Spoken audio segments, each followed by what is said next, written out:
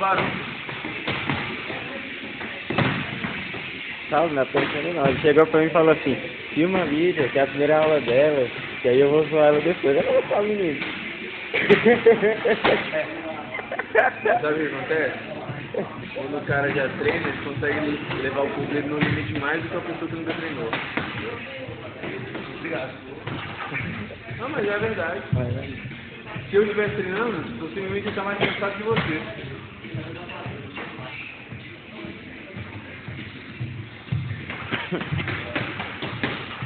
Até que tipo, viu?